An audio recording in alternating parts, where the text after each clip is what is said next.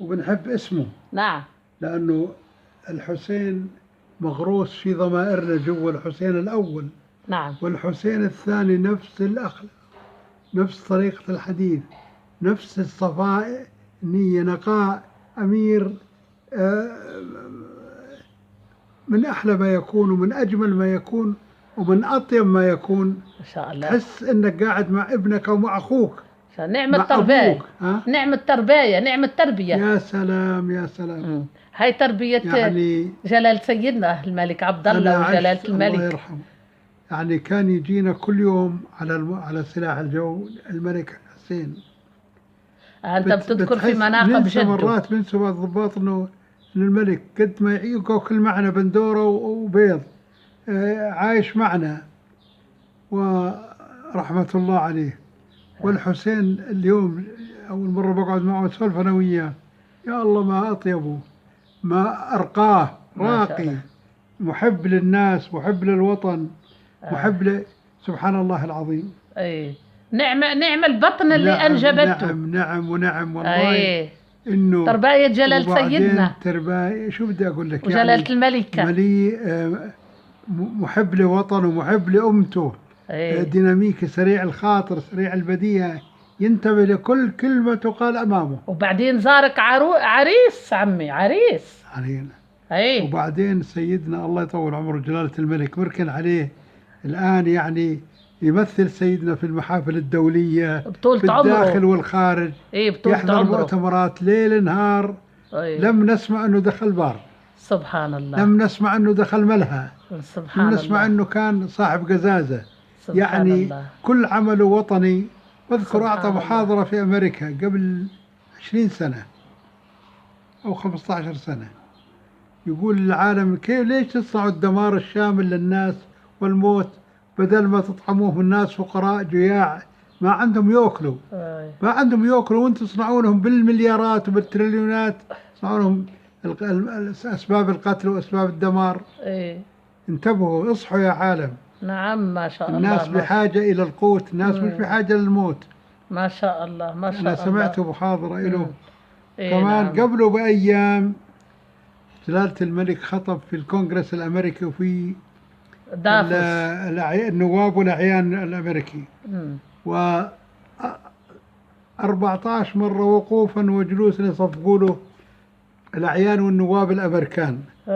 كانت نانسي بلوسي واقفة وراه، وديك تشيني كان قاعد بكرسي ما بيمشيش، قاعد بكرسي ويصفق. وبعدها بمدة أنا كنت في مجلس النواب، سافرنا إلى المغرب وسألون النواب المغاربة شو الملك تبعكم هذا إشي 14 مرة يوقفوا له الأمريكان، النواب والأعيان، الكونغرس والسنت هم يوقفوا للكلمة الطيبة التي يراها جلال سيدنا دائما مفتاح كان يعني مدافع عن القضية الفلسطينية، مدافع عن قضايا أمته. أنا بتذكر حرب الجزائر كان يحثنا على المظاهرات. سبحان الله. الأردنيات شلعوا الحلق والأساور والخواتم وتبرعوا فيها للجزائر. وبتذكر العدوان الثلاثي على مصر 56 كان يحثنا على المظاهرة، وكان طلب من عبد الناصر يفتح جبهة من هون، من عنا من هون، وترجى جمال عبد الناصر قال لا جلالة الملك حتسقط الضفة الغربية أن دخلت. إذن هذه كانت. بعدين حرب العراق الأخيرة هذه اللي راح فيها صدام، ما تخلى عن العراق، لم يتخلى عن الجزائر بمحنتها، الملك حسين لم يتخلى عن أيام العدوان الثلاثي بمصر، لم يتخلى عن مصر. وحرب العراق بالثلاثة أيام صدام رحمة الله على صدام، لم يتخلى عن العراق. دائما الحسين مع أمته، والهاشميين لا يستطيعوا أن يتخلوا عن أمتهم أبدا.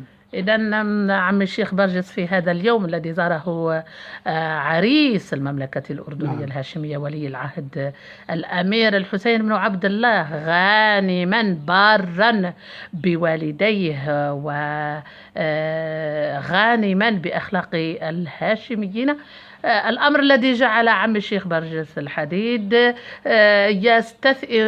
يتذكر هذه المآثر الطيبة للهاشميين من أجداده إلى والديه إليه شخصيا، عريس المرحلة بامتياز في تاريخ المملكة الأردنية الهاشمية. وعم الشيخ برجس ما زال لم يؤدي قيلولته، ونحن نلاحقه بهذه الجلسة الطيبة، وهو من الفجر حتى الآن بين أدعية وصلوات ليرفع شأن الأردن غانما وشأن أبنائه وكل الخير لكل الأردنيين. وعم الشيخ برجس يرى الخير كله لهؤلاء جميعا وإلى ابنه البار المهندس معالي المهندس نضال الحديد، وهو جوهر الحب في بصيرة عم الشيخ برجس، نعرفه منذ سنوات. هذا هو حبه، وهذا هو إيمانه، وهذا هو يقينه في المملكة الأردنية الهاشمية، مصلحا غانما وشيخ للقضاء العشائري، صورة عن بنية العقل الأردني مرة أخرى، ودائما الأردن أولا. وشكرا. شكرا يا دكتورة، شكرا.